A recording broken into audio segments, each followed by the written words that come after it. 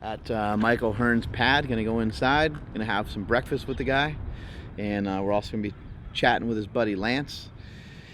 And whatever O'Hearn cooks up for breakfast, I'm gonna eat. So even if there's some carbs, even if there's some oatmeal or pancakes or whatever going on, I'm just gonna enjoy whatever the hell he's cooking up.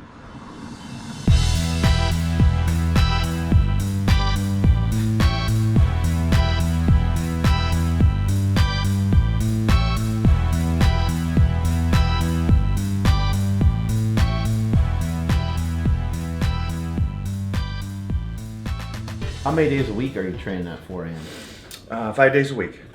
5 days a week. Just Monday right through Friday, or is there a day off in between? I try to take days off during the week and try to get on the weekend, but you met Gavin. Yeah. So my training partners are pretty savage outside of the gym.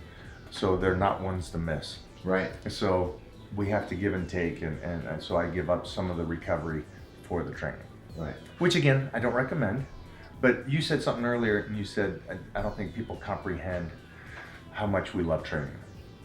Yeah. And for us to try to say that to them and tell them what it means to it. I need the fight. I need that mental battle within myself every morning.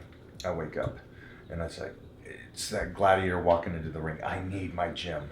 And it's not against the guys I'm training with. It's just, I need it. I want to battle myself in that sense. Yeah. And go in there and crush something. So, who is your mentor? Who are you motivated by, moved by throughout your life? As I was growing up, obviously Arnold's a key point, and Bruce Lee. But I always wanted to be a connection of both. I wanted to be a martial artist. I wanted to be an athlete. I wanted to look like Arnold and have that. It wasn't his body, and I know people hate that. Well, his body was the greatest in the world. It's what he did and how he looked, and his personality was the greatest thing in the world to me. Yeah. You know, Flex Wheeler had the greatest body to me. But Arnold made it fun and made it superhero walking around cool. And so growing up watching those guys, that's the biggest thing I ever did. What about outside of famous people? Anybody in your family, brother, sister, mom, dad, somebody? My dad, the way he kept his humor, raising 9 kids. Mostly our 9 kids. I always forget that you were part of 9 kids. That's crazy. See, you know, because you grew up with a couple older brothers. Yeah. They were pretty savage. Yeah. And you're getting your butt kicked, I'm assuming, by those guys. Yeah, nonstop. Now imagine if you had older sisters kicking your ass. That's what it was in my house. It's even more demoralizing. I'd walk, and I remember this, my sister Katie, she was a badass and had great kicks, but anytime I walked down the main hallway and I was there and she was there, she would just straight kick me. And now you're getting hurt. Now I'm getting ass kicked by her. The Romanian gangster. Yeah. What do these dogs mean to you? I mean, it seems like they're everything to you. They pull me out of the craziness of life and make me live in a moment. Yeah. For me, the dogs represent trying to slow down and just live and appreciate what you have. Never cool. upset, nothing's wrong. And But you don't get rattled very easily. I've never seen you get emotional. We did talk about that one fight you almost got into, but yeah, I was pulled out of my realm for a day and a half. Pulled out of your zone. Yeah, it's there's a cool connection for me with them. I'd be that guy you see that's up there in the wilderness with the bears if I could. Yeah. Except I love the gym too much, so I'll bring the wolves to me. Well, and the bears might rip you apart. Yeah. The dogs are probably safer. There was a moment I thought I could wrestle a bear. In my 30s, I was so big and strong, I actually go, I want to wrestle a bear. There's people that have. There's people that... What an idiot. Well, now instead of a bear, you wrestle a rhino. Yeah. Yep. You got another battle coming up with the rhino? I got my boy. Yeah. Oh my God. Yep. Let's see. You had a squat. You guys had a squat battle. You had a couple battles going on. We had a squat battle. We had a pose off before. So this is he's got to come back. He's got to kick my ass on this one. Yeah, when he started, when he was getting more into the muscle and fitness and the lifting and he turned pro as a bodybuilder is when I knew who he was. And I was excited to meet him because the first time I got to meet him, he came to Gold's Gym and was doing deadlifts for muscle and fitness. And I stopped my workout and just started cheering him on and getting him amped and shit. And it was because he was by himself with all the cameras and stuff. And never going up to something big. And I found out later he was only going to go to something like 675, and he went to 765, or something like that. I don't know what he did, but he got a double. I think it was 765.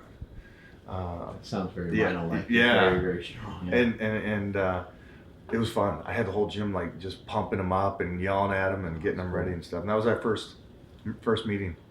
Loved him. Yeah, he's definitely an awesome guy. Who else have you been motivated by? Jay Cutler. Jay's great. He's Jay's Jay. You know, there's no. He's a really good person. He's just super a good nice, person. super kind. He's level-headed. He's great humor, but he's a good person, and he doesn't try. I love it when people don't try. They're just them, right? In a sense, because like today's society is with social media, everybody tries. Yeah. I'm gonna get up and I know people are gonna hate this, but one thing that frustrates me. I know, but is Mother Teresa actually got up and tried to help people. Mm-hmm. So there's my level of understanding what if you're really trying to help somebody. Right. There's your level. And traveling around the world and talking isn't really helping people as much as you getting up, living your life, and being a good person. Right. There's a difference there for me. And I agree with what you're saying because when you do what you just mentioned, you are helping more people that are in your direct eyesight that you see on a consistent basis, that you see every day. And some of the problems and some of the pitfalls we can run into is when we really try to matter to people that we don't really know. You know, it's a dangerous thing. It is great when someone says, "Oh my God, Mike O'Hearn, you inspired me to lift," and those things are awesome. But if you're not impacting these guys that you see every day, or you're letting them down, that could be problematic. Yeah, and I wish there was that realness to it. If you're getting paid $100,000 to go to Dubai and give a lecture, yeah, you're helping people, but you're getting, you know, would you do it for free? And we're from the era of doing things for free. Right. Lifting at 4 a.m. I did it before social media. Yeah. Visiting hospitals. I did it before social media. And you still can't put a lot of that stuff up.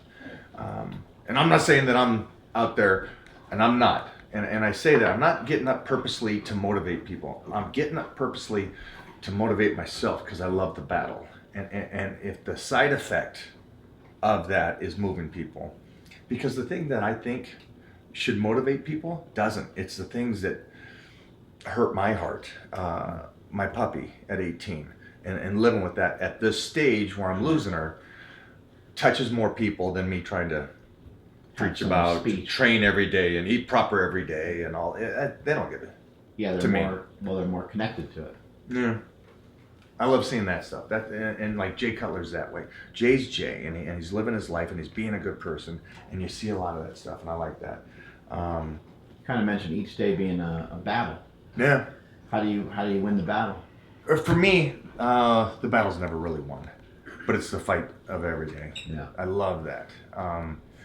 Why is the 4 a.m. regimen important? Because there's no way I can miss. And I got too much work to do.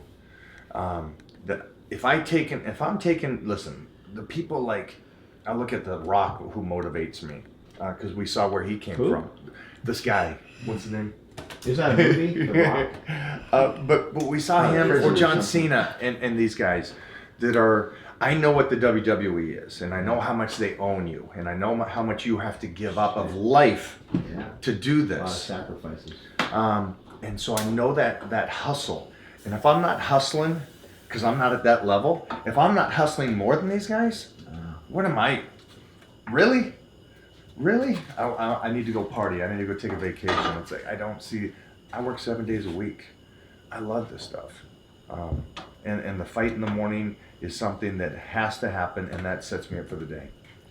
But you're like me. You grew up with dyslexia. So let me ask you this. I still have it. we still fighting it. You had to read things 3, 4, 5 times as much, right? Yeah. Did you get put into special classes? I did. Were you with special kids in those classes? I was. Did you get in fights trying to protect those kids? I did. Isn't that weird? No, I'm serious. Yeah, but yeah. at a sense, we got placed at, how old were you? Probably 12. Okay. I got thrown in earlier. Yeah. They thought I was a genius and a monster. Yeah, so they had me skip grades. And then they realized, nope, I'm sorry, no, he's special, he's an idiot. So we're going to stick him over here. Yeah. So, mostly because I'm at least 10 years older than you, or somewhere around there, they didn't discover those kind of things. Right. They just go, you got a problem, we got to sit you over here. And so we protected our clan. Right. The people we were with, the kids in the wheelchairs or learning disabilities or couldn't speak right or Those are stutters. the only fights I've really ever been into, especially as a kid, because I'm not a violent person. Right. I just don't care. I'm extremely I'm violent. not gonna. but it was I don't know why, but it's funny that we both felt a need to protect them Right. and go against the mass.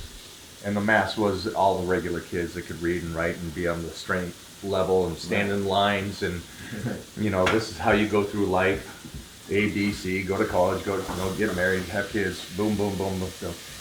And I loved the fact, because we struggled at that time. I don't know if you did. Yeah, I did massively. Yeah. Did you think it was like a bad thing?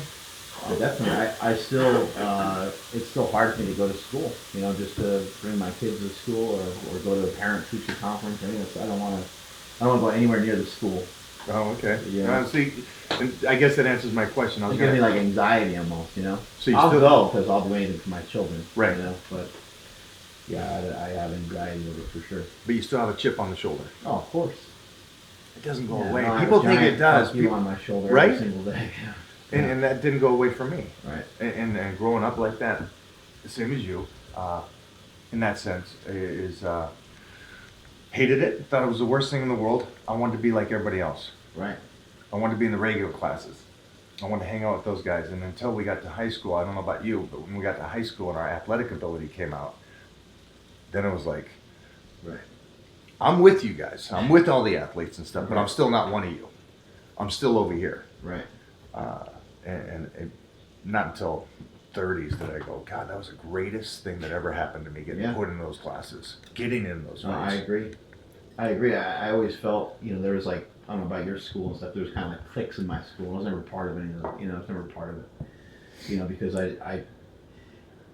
it's a weird thing when all of a sudden people gravitate towards you because you're like, oh, you're good at football or whatever. You're like, where were you yesterday, dude? Yep. You know what I mean? That's when my dog thing started. Yeah.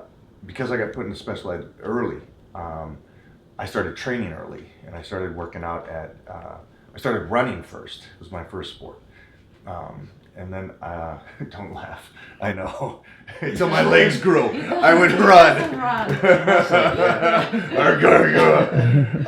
Let's see. Didn't know it helped later in gladiators, but it was, I would do the school. If I had to protect them or whatever it was what it was. And then I'd leave from school, I'd go home and I'd work out.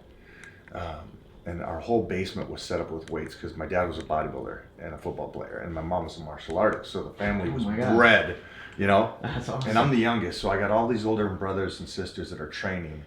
And so my goal was always to beat the next one, get better than, or do better than. And I would train, and even though we came from a big family, we were very much loners in a sense.